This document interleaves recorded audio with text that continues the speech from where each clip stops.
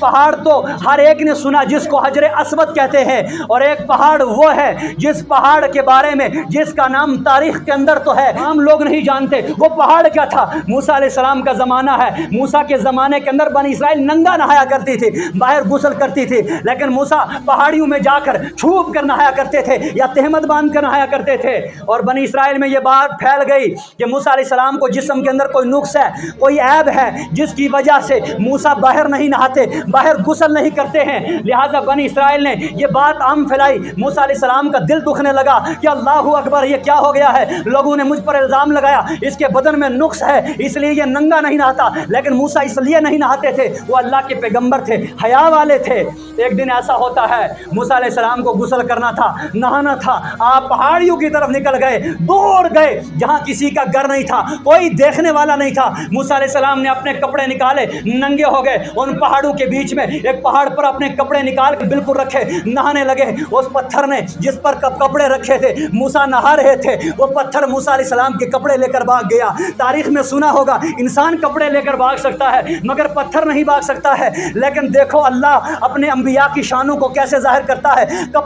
پتھر کپڑے لے کر بھاگا، موسیٰ کہتا ہے پتھر سے، اور پتھر میرے کپڑے، اور پتھر میرے کپڑے، اور پتھر میرے کپڑے۔ موسیٰ پتھر کے پیچھے دوڑتا دوڑتا آیا، وہ پتھر شہر میں نکل کر کپڑے لے کر آ گیا، ہر گلی میں لے کر آگے آگے پتھر بھاگتا ہے، پیچھے موسیٰ دوڑتا ہوا جاتا ہے، ساری گلی اور شہروں میں موسیٰ کے کپڑے لے کر پتھر بھاگتا رہا۔ جب سارا شہر کے اندر کپڑے لے کر بھاگ کر سفر ختم ہوا، وہ پتھر رک گیا، موسیٰ کے کپڑے دے دیے، اور موسیٰ علیہ السلام نے اس پتھر کو اٹھا کر اپنے گود کے اندر رکھا۔ یہ پتھر اس لیے کپڑے لے کر بھاگا تھا کہ بنی اسرائیل نے موسیٰ پر تہمت لگائی تھی تمہارے جسم میں نقص ہے، تو رب کریم نے پتھر کے ذریعے بنی اسرائیل کو جواب دیا کہ پیغمبروں کی عظمت اور شان اس طرح بلند ہوتی ہے اور ان پر تہمت کا الزام اس طرح جواب دیا جاتا ہے۔ ایک پتھر یہ ہے، دوسرا ایک پتھر ایسا ہے اس کے بارے میں سنو گے اور تعجب ہو جاتا ہے۔ وہ پتھر وہ ہے کہ آج جو حرم کعبہ ہے جس کے اندر لوگ داخل ہوتے ہیں، ہم یہاں سے جائیں گے تو ہمیں وہاں پر جو جائیں گے تو ہمیں کپڑا باندھ کر وہاں سے گزرنا پڑتا ہے، لیکن حرم کعبہ کے حدود کے اندر رہنے والے لوگوں کو کوئی وہاں پر کپڑا ڈالنے کی ضرورت نہیں ہے، وہ بغیر اس طرح بھی جا سکتے ہیں۔ لیکن یاد رکھے یہ حرم کعبہ کی حدود کس نے رکھی کہ یہ اتنا ایریا حرم کعبہ ہے؟ حرم کعبہ کا حدود جو ہے، ایریا جو ہے وہ گول نہیں ہے، کبھی کم کبھی زیادہ، کبھی کم کبھی زیادہ۔ اب یہ حرم کعبہ کو کس نے؟ رب نے اس کی حد مقرر کی نہ، کس نے کی ہے؟ قرآن نے کی نہ، پھر کس نے کی ہے؟ جب رب ابراہیم علیہ السلام حضرت اسماعیل علیہ السلام دونوں کعبہ کو بنا رہے، کعبہ کی تعمیر ہونے لگی، حضرت ابراہیم نے کعبہ کو کمپلیٹ کیا، کرنے کے بعد کہا میرے بیٹے اسماعیل جا خوبصورت سا پتھر ڈھونڈ کے لا، میں آج ایک نشانہ باندھتا ہوں، اس نشانے کے اندر ایک جگہ کو مقرر کر دیتا ہوں جو سب سے اعلیٰ اور عظمت والی ہوگی۔ حضرت اسماعیل گئے پتھر ڈھونڈنے کے لیے، کوئی پتھر نہ ملا، کہا کہ پتھر بڑا اعلیٰ چاہیے تھا، پتھر نہ ملا،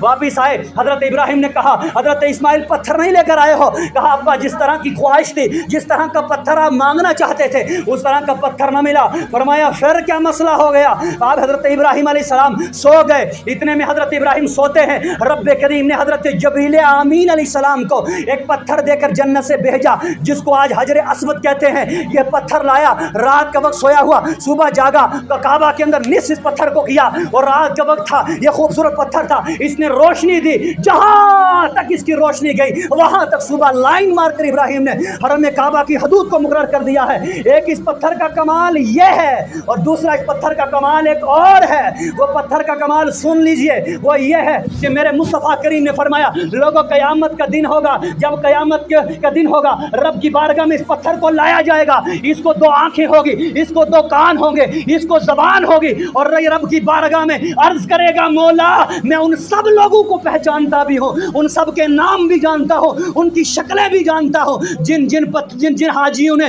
مجھے بوسہ دیا ہے۔ اللہ اکبر کبیرہ۔ اب مجھے یہ بتاؤ اگر دنیا کا سب سے مہنگا کیمرہ لاؤ اور کروڑوں لوگوں کی آپ امیج کلیئر کرو، آپ یہ نہیں بتا سکتے کہ کون انسان کہاں پر کھڑا ہے، لیکن پتھر ہے، اس لیے پتھر ہے۔ قیامت کے دن ہر انسان کو جانتا ہے، پہچانتا ہے، اور گواہی بھی دے گا کہ میں نے اس بندے کو دیکھا، اس نے مجھے چوما ہے۔ اب یہ پتھر کو کمال کس وجہ سے ملا ہے؟ اس پتھر کو کمال اس وجہ سے ملا ہے، اس پتھر کو میرے مصطفیٰ کریم نے بوسہ دیا ہے، اس کو میرے مصطفیٰ نے ہونٹ لگائے، اور جس کو مصطفیٰ ہونٹ لگائے اس پتھر کی شان یہ ہو جاتی ہے، اور جو نبی کا کلمہ پڑھ کے امتی نبی